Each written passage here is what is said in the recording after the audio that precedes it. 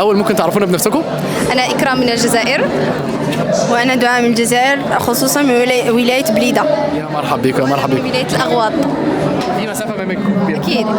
حتى ثقافه مختلفه شويه. متغيرة جدا.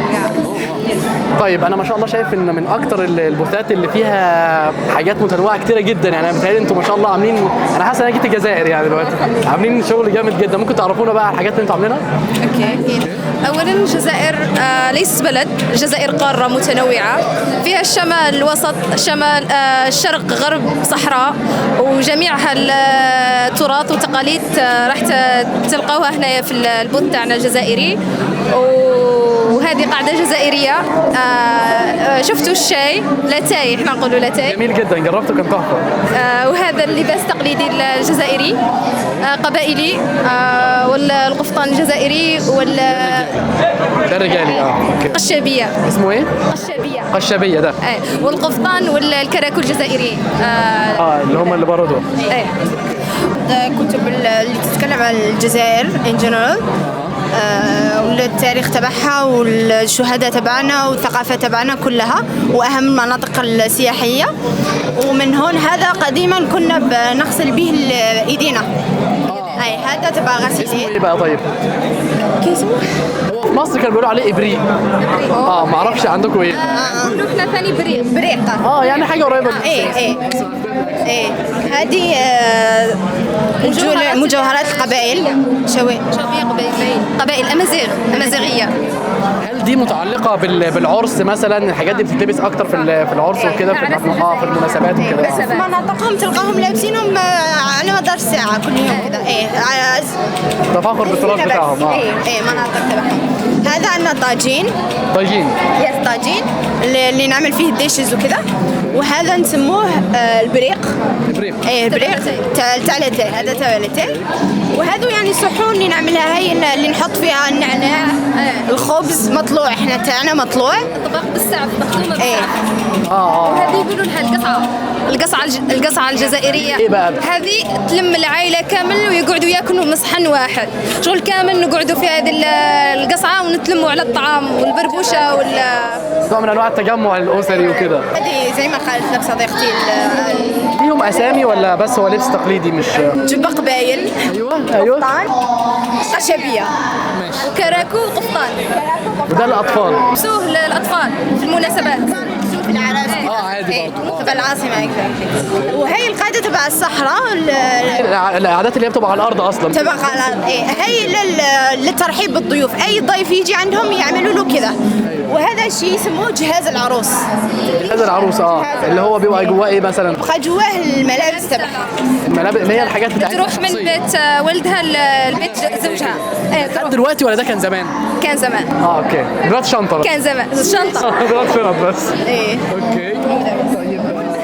هذا المهرس نعمل فيه الصفيطي، اللي هو نوع من انواع الاكلات عندنا اسمه الزفيطي. المكان تاعو في مسيلة بوسعادة. ده يعني عباره عن ايه الاكله مثلا؟ اكله وهي عباره عن خبز وفيها صوص تومات وحار كل ده بيتضرب مع بعض كده ويطحن وبعد كده يتقدم يعني. وهذه القفه الجزائريه كيف نتقضوا لما نتقضوا منتوجات كلها منتوجات جزائريه. ان شاء الله انتوا جايبين حتى المنتجات الجزائريه. اكيد سميد، طعام، كسكس تبعنا. ده اللي جنب الهون ده اللي هو زي الحاجه الفخار. قله ميه يشربوا فيها الماء زمان. ناس زمان يشربوا فيها. وهذه الحلوى التقليديه يقولوا لها المشك. اللي هي فين دي؟ هذه يقولوا لها المشكله. المشكله دي عباره عن ايه؟ جوز هند؟ جوز ولوز، يعني هي طبقه من الجوز واللوز، وهذه نديروها في العرس ان شاء الله. ممتاز ما شاء الله. صراحه انتوا عاملين جو حلو قوي، حتى جايبين العملات بتاعتكم كمان. دي العملات القديمه ولا الجديده؟ لا تبعنا الحين. بها دلوقتي.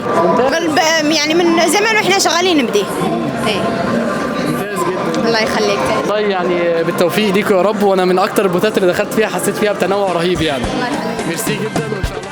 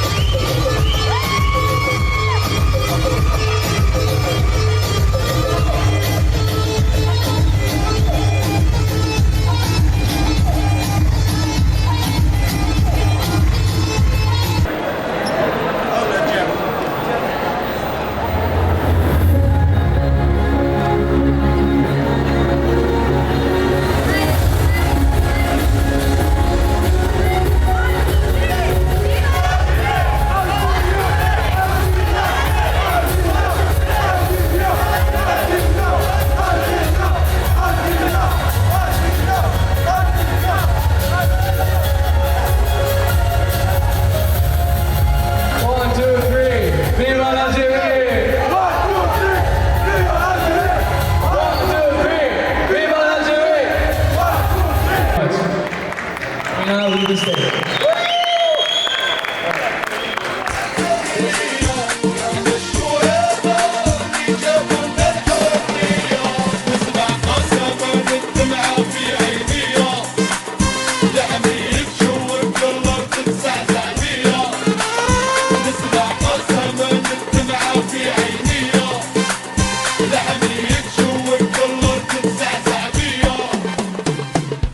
DJ Mix.